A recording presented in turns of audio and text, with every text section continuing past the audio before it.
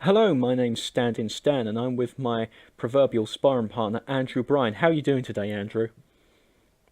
I'm doing just fine, and I am with Gabriel, otherwise known as Stand-in Stan. How are you doing today, you Yankee bastard? Well, you're already handling this a lot better than my co-host Jamie did on the JADed podcast because I did that to him and it blew his mind and he felt lost. It took him like a moment to. I don't know. I think it's like episode 6 or something. I can't remember. Uh-huh. We record them in groups the same way as we do this. But he was bewildered for a moment and really had to. Like he See, forgot that's who he the kind was. of that's the kind of shit that me and my brother do all the time. So I'm right used to it. Did you do the thing of like one of you would break a plate and then the other one would be like, no, no, he's not Gabriel, I am. Oh, dude, we did more. When we were in school, we switched classes. Once we switched grades, we switched all. I mean, we would impersonate each other constantly when we were younger, and nobody ever fucking figured it out. Quick, interesting story about that. As the audience may or may not know, my brother is a YouTuber who started out being minorly famous, and then I tried to write his coattails and it didn't quite work out. So I just got a real job or whatever. But identical twins, and at one point when I was 19 years old, I dated I dated a girl who was herself an identical twin, and my brother and her sister were both single. The only problem was they had absolutely nothing but platonic feelings for each other, and our friends begged them, begged them to live in a world where one set of twins and another set of twins were all dating each other, and it didn't happen. But it never. Well, that's a great American tragedy right there.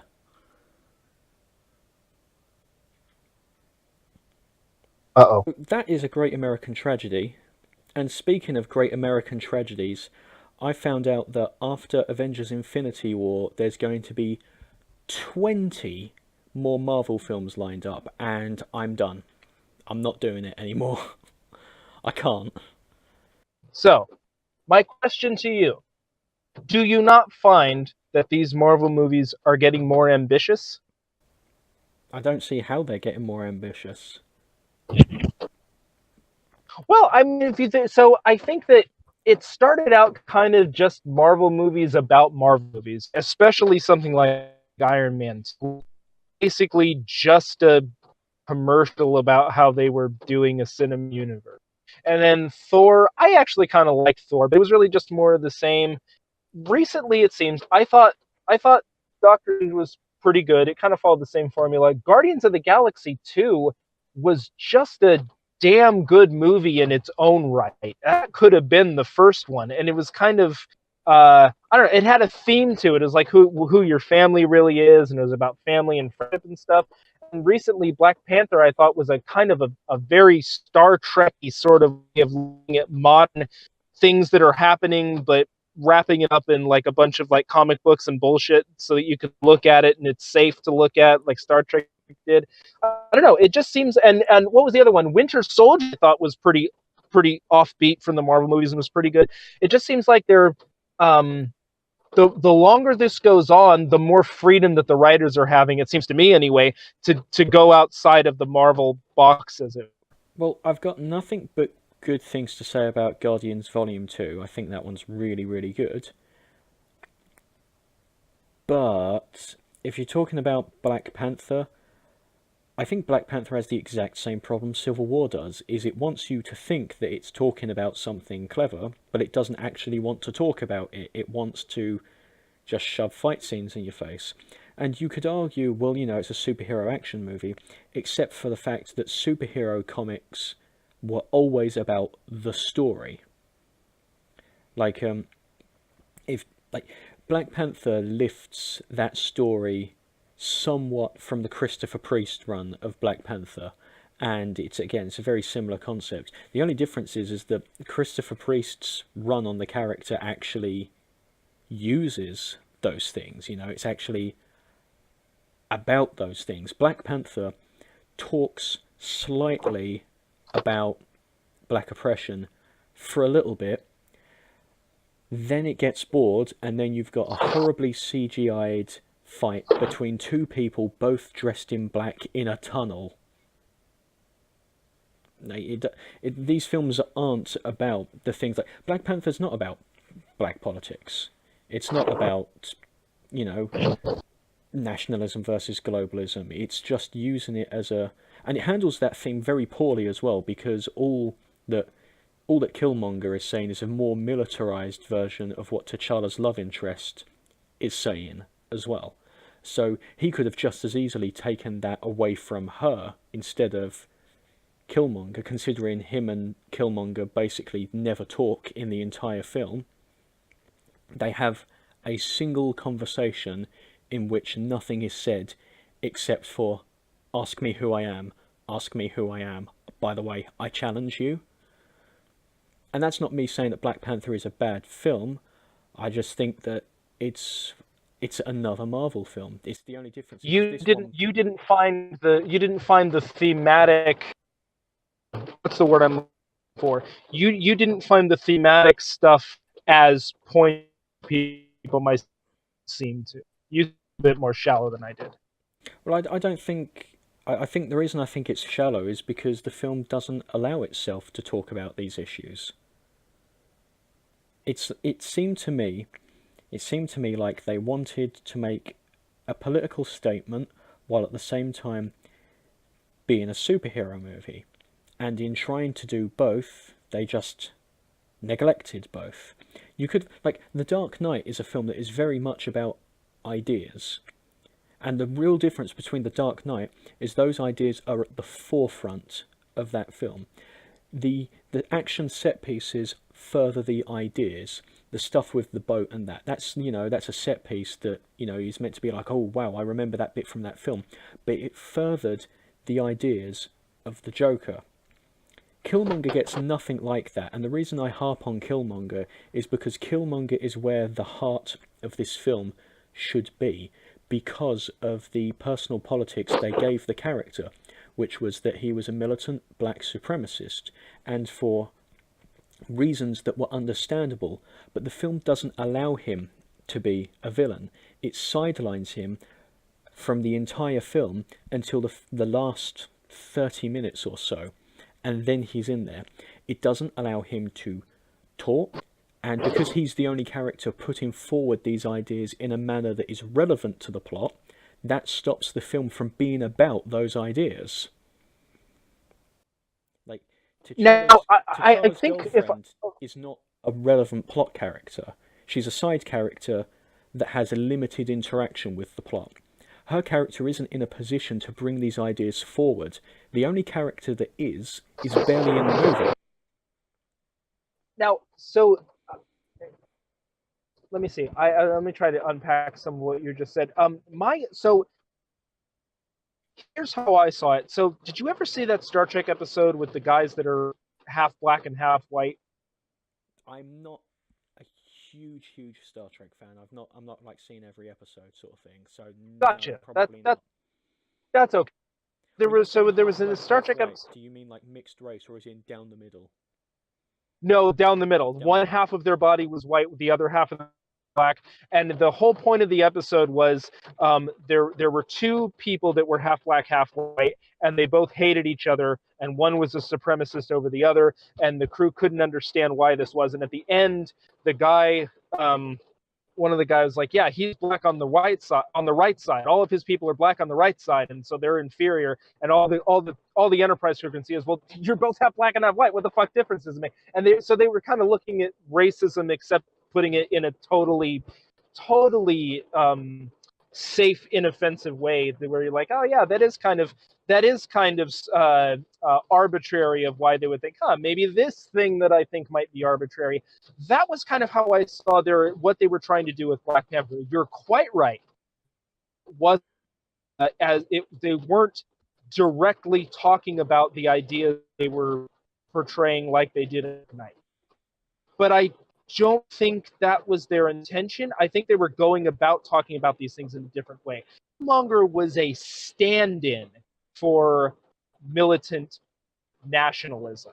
And in a lot of ways, T'Challa was a stand-in for sort of isolationism. These were two concepts that were sort of floating around the movie. It was the movie did take a very indirect path to getting there, and it was sort of I don't want to say I don't mean glossed over, but that's the only word I can think of. It was kind of it inoculated the audience by having all those action scenes, I think, anyway, and by a lot the special effects and the ooh wow pretty shiny things on screen to sort of make that more digestible, because it was for very, very general audiences that would normally see a Marvel movie probably wouldn't be disposed to seeing something like that, which is one of the reasons that I thought that it had actually a lot of balls for even attempting to mention that kind of stuff. I don't Real think so. quick. I don't think so. The reason I don't think so is because there was nothing risky in what they talked about. It was something... Oh my goodness! Is that a reaction? No, that was a reaction. No, there was a reaction to what you said. I just disagree. To take a Marvel movie, which is by definition just sort of your popcorn summer movie, and try to say something in it, I thought was a fairly, especially something as topical as that, I thought was a fairly big risk on their part. Of course, it's not though, because the thing is you look at the political landscape in Hollywood. Hollywood is a liberal left wing. I don't know what to say establishment, but you had your Oscars so white the last couple of years, protesting getting more diverse Oscar picks. You have movies like Get Out that came out recently, 12 Years a Slave. I don't think films that are sympathetic to black politics are in any way controversial or a risk to take. I mean, if you want to take that stance, you take that stance. If you want to make your movie about that, you make your movie about that. But I don't think it was risky for them to, by and large, say what everyone says. I mean, in fact, I would say that the film plays middleman so much, which I'm not opposed to, but the fact that it plays middleman so much, just on the fence, is a good example of it not taking a risk. It doesn't like. I don't think that it was. Go ahead. And also, if you think that there's a problem with Marvel movies, like saying that they're not being intellectual enough, that's a problem that Marvel wrote themselves into when they decided that they wanted to take out all of the interesting philosophical and politically driven storylines from the comics. Comic books have always been political. It's just that they didn't want that their movies, and this is why I really object when people say that Marvel does their comic books just like the movies. Does their movies just like the comic books. The reason I really object to that is because the Marvel movies take out sizable portions of what made Marvel comics deep. Iron Man. A big story for Iron Man was the fact that he was an alcoholic. And that was something he had to reconcile with. That was a big deal. They took that out. That was something that they wrote themselves into. But I don't think it was a risk for Black Panther to have the subject matter it did, when, for a start, it's a Black Panther comic, based on a Black Panther comic, but also the fact that it's come out in a climate in which politicizing is all the rage, Well, I don't think that politicizing is all the rage in Marvel movies, but I particularly don't think Hollywood in general. Oh, okay. But the way that they did it, and maybe this is just a difference in perception that we had. I don't think that they were talking about black politics so much as they were talking about national politics that could be going on anywhere. I think that they were talking about the broader subject of nationalism versus isolationism and the pros and cons of both, because Killmonger was a little bit right and T'Challa was a little bit wrong in some places. And one of the things that I ended up thinking after I saw this, and I know we don't want to get too political on this thing, but one of the things that I ended up thinking was, I think that a a very, very extreme sort of militant Black Lives Matter activist and a very, very extreme militant sort of Trump supporter type could have both in this movie and come away thinking maybe I should change my approach a little bit. And I think the overall point of the movie was don't allow your legitimate feelings of anger and injustice to push you into being an extremist. And that was one of the reasons that I thought that Killmonger, he didn't really need to say more, because what he was a stand-in for can't be remedied other than the only thing that can stop something like that is force, which I also thought was a little bit meaningful. I don't know. I didn't quite. Go ahead. I would say that the real distinction between them was not that one was a nationalist and one was a globalist. It was their identity. T'Challa is someone that believes in cultural identity, a Wakandan. This is the same in the comic books. I mean, Ta-Nehisi Coates, who is currently writing Black Panther, is kind of trying to retcon this, but, you know, that's his deal. But before that, Black Panther's stance was very much, it wasn't that he was black, it was that he was Wakandan. His national, cultural identity came first. Killmonger is a racial identity. It's not so much... Killmonger's not a globalist, not as such, as much as he thinks that black is the culture. I don't think it's so much of a... I mean, nationalism and globalism is definitely part of it, but that's not the conflict between the characters. The conflict between the characters just kind of doesn't exist. Like, the reason he needed to say more, and the reason I disagree with him being a stand-in, is that fundamentally, at the end of the day, your movie needs a compelling antagonist. And for a lot of people, Killmonger having a few short speeches that explain his whole personality was enough for people to say he was a compelling antagonist. For me, I saw a compelling character that the movie was preventing from being a compelling antagonist. He could have been fantastic if he had had more presence in the film. And I say more presence because everyone thinks that the Joker is in every second of The Dark Knight. He's not. He's only in the film for half an hour if you put all the scenes. A 2.5 hour film and the Joker is in about 30 minutes of it. It's the fact that his ideas are relevant throughout the film. The Dark Knight, you know, the gold standard, that is you know, essentially about like what evil will men do when they're pushed to that limit. And that's the whole philosophy of the Joker, and every set piece is about that. Harvey Dent is an extension of those themes. The scene with the boat is an extension of those themes. Black Panther doesn't do this. Black Panther instead meanders around, having an admittedly very cool James Bond-esque chase scene and heist scene in Korea, which I thought was cool, but it had nothing to do with the film. The film doesn't really start until halfway through, and by that point it's too late to build up Killmonger as an antagonist and build up these themes. And for me, as someone that really wants to see the best in films, just mentioning something briefly in a couple snippets of dialogue is not the same as a film being about that. I don't think it's comparative to Star Trek in anything more than that they're both trying. I certainly agree that Killmonger wasn't an interesting protagonist in his own right, but I stand by what I said, that I don't think that's how they were even intending to go about it. He wasn't an interesting antagonist.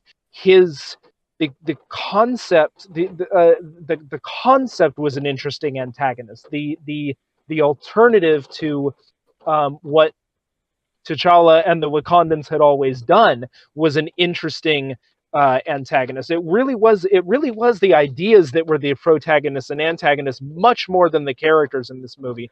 And I should say, sorry to keep interrupting you, but I should say that this is a problem that Marvel has had since the beginning, which is that in the entirety that Marvel has been going, the Vulture from Spider-Man Homecoming is pretty much the only interesting, relevant villain any of their films have had. Some people like to say Loki, but Loki does precisely nothing in any of the films in which he's the main antagonist. He is really more of like a side neutral character who'll stab you in the back along the way.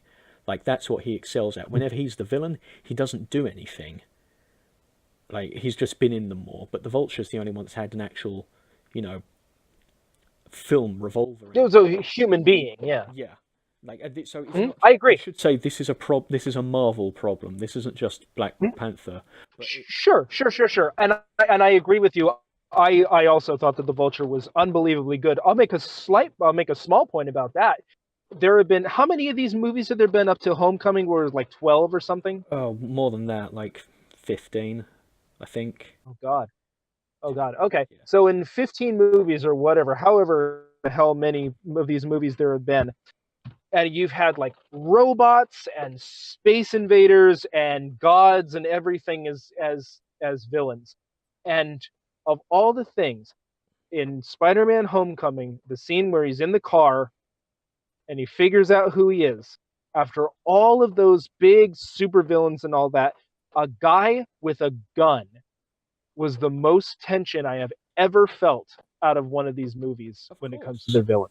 Of course. And this is like, I mean, maybe if we move away from Black Panther a bit, because we were talking about Marvel in general. To me, this is something that I feel Marvel misunderstands, which is that they seem to generally think with their villain, go big, have them want to end the world, when they fail to realise that that's not what makes a villain compelling. If we're being honest, and here's where I'll get the death threats, Darth Vader's not a particularly compelling villain. He's really not. He's iconic and he's fantastic and he's so cool and funny and badass because he's surprisingly sassy considering he's the Dark Emperor. He's the Dark Emperor's, you know, top man. Like, but as a villain, he doesn't do an awful lot. But what a real good villain does is one that personally attacks the hero. Like Steppenwolf in Justice League is horrendous because not only do we not know who he is, we don't know his relation to the hero. But the Vulture, no, and it was and they didn't even bother. Sorry, go ahead. Yeah, they didn't bother. I did see Justice League, and I have to tell you, by the time Snuffleupagus showed up, I was like, wait, is he one of the Amazon people? What is he doing? And then, like, they didn't... This is the thing. Let me segue for one brief second. I saw Justice League recently, and it was fucking god-awful. That was unreleasable. What did they think was going to happen when they released this into theaters? I enjoyed the characters. I didn't have any fucking idea who Cyborg was, other than that he was a cyborg. They tried to do a little bit with him, but they didn't give us any chance to get to know him. I didn't understand what they even needed the Flash for. Why did they think they were going to need somebody who was fast when one punch would take him out?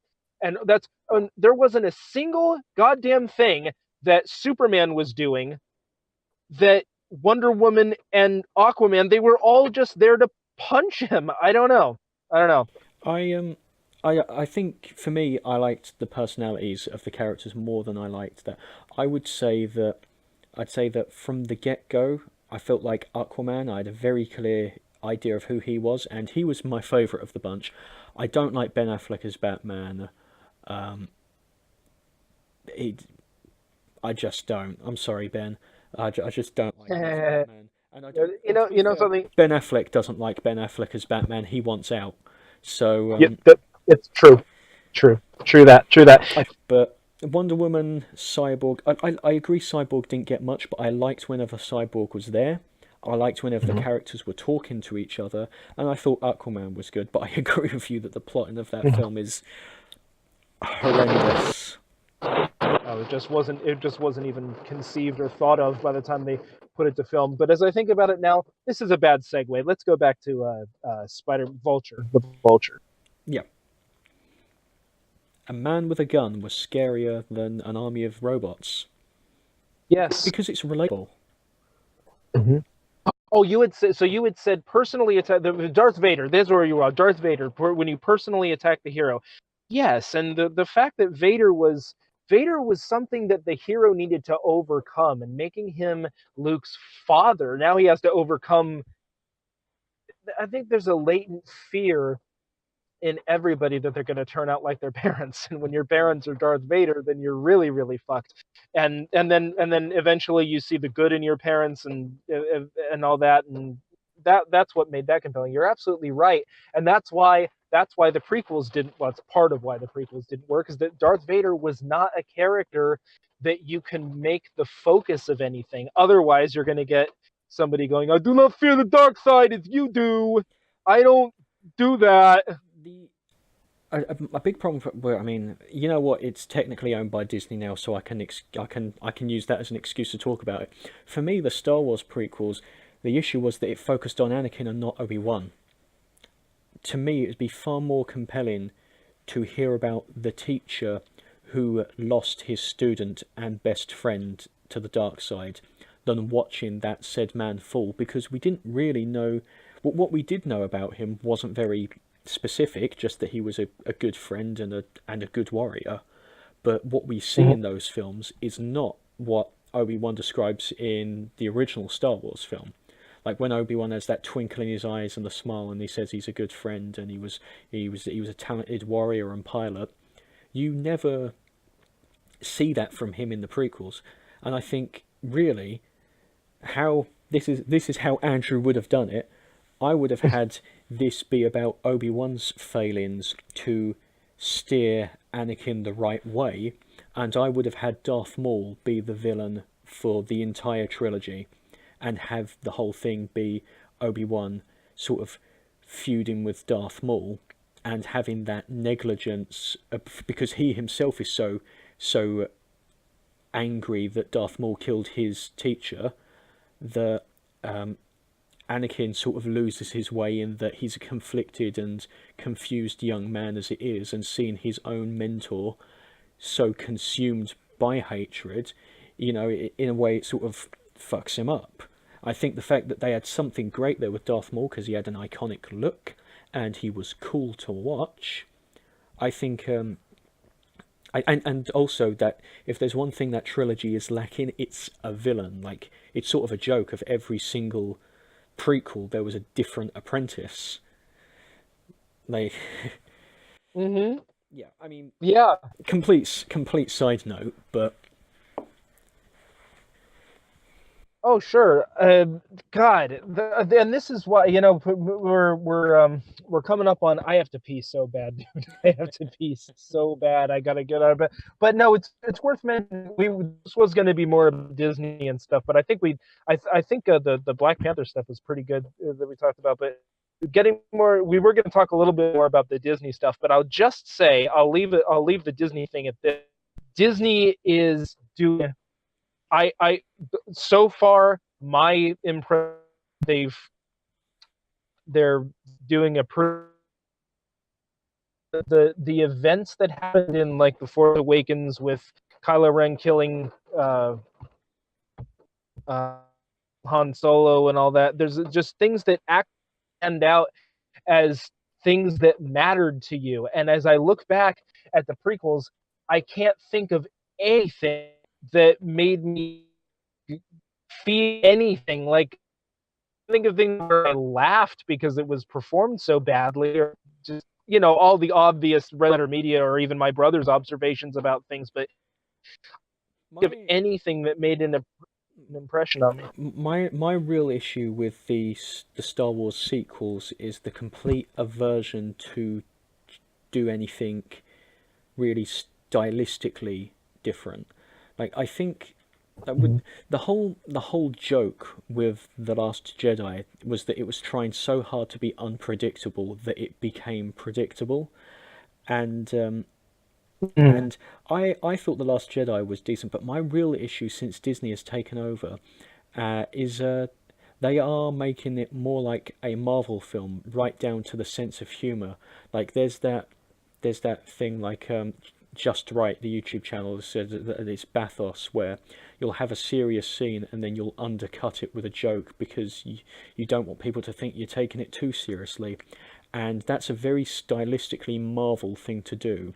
And Sorry, I'm sorry, Darren. I see what you mean, and that's true to a point. Although I think that I think that kind of these movies speak with their own voice, as did, by the way, the prequels spoke with their own voice. It was a terrible, gargly voice that you'd never want to listen to, but they had their own identity, and I think these movies also have an identity separate from the other two trilogies, and that's one part of that.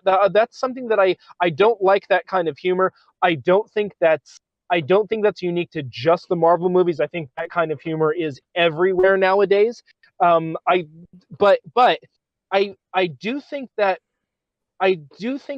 separates them enough from the other two series to where they at least have their own unique identity, and they're not just aping off of the way that the original trilogy sounded in terms of its dialogue or whatever. Although sometimes they do, because it's, continuity or whatever. Can I make one final point about Star Wars before I wrap this up and go urinate? Yeah, sure. Okay. This might be the most controversial thing I will ever say on this podcast so far. Regarding The Last Jedi, I fucking loved the Rose character. Everybody else hated her almost as much as they hated Jar Jar Binks. I fucking loved her for one particular reason. She was psychotic. Yes, she was a stalker, fangirl, weird psychopath. And in all of these movies, out of all of these movies, she seems like the kind of person that would be just weird and crazy enough to actually be part of a resistance movement. And that's when I'm reminded I'm going to pimp the Malazan series again. Read the Malazan Book of the Fallen, everybody, because I need somebody to talk about it with. But it reminds me of the kinds of people that are in the Malazan series, and they're just these crazy Marines that go off and do crazy things and get themselves killed and blow people up and shit. And it instantly reminded me of that. And I'll leave it at that. Out of all the Star Wars movies, she was the only character that I had ever seen that seemed like she would actually be a crazy resistance fighter. Okay, right. My big problem with Rose is that the films are not aware of this. They are not in on the joke. They decide that they're going to do something, but which, to be honest, I don't really think J.J. Abrams is an aware enough writer to do this with Rose and make her a psycho stalker. But even if, say, for the sake of the argument, he did, the only reason he would do that is because he caught on to the last one and went, oh shit, she's actually a bit weird, we're going to have to play on that. Like, I don't think for a second that they really knew. And also, saying that she's someone you could believe being part of a resistance, this also ties into my other big problem. Why the fuck is there another resistance versus empire plot? It's... why? Like, I'm not going to defend the Star Wars prequels, but if you go to the extended universe, expanded EU, whatever, EU, vote leave. No, but if you go to the Star Wars EU, you've got lots and lots of different things that you could have pulled from, like the new Jedi Order and stuff like that. Obviously, they wanted to do their own thing, but they didn't do their own thing. They did Rebels versus the Empire. They just changed the names.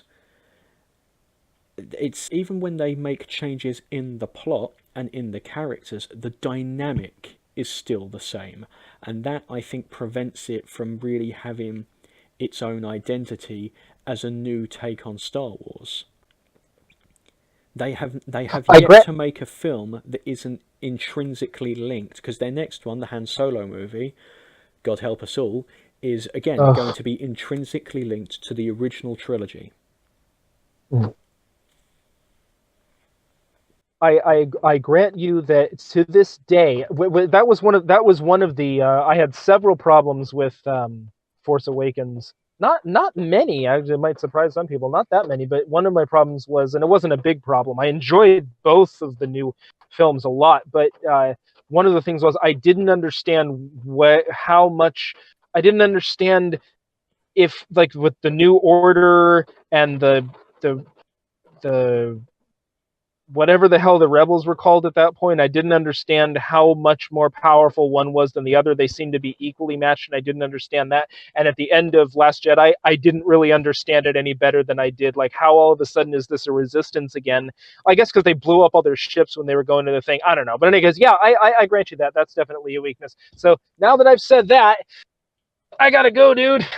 Well, next time we're going to be arguing about Birdman as like the sequel. Yes. And for the record, neither of us like Birdman, but there's one thing that we're really disagreeing on about it, and you'll have to join us next time to find out. I am Andrew, I am the Limey, and I'm with the Yank. Say bye, Gabriel. Bye, Gabriel. Sweet.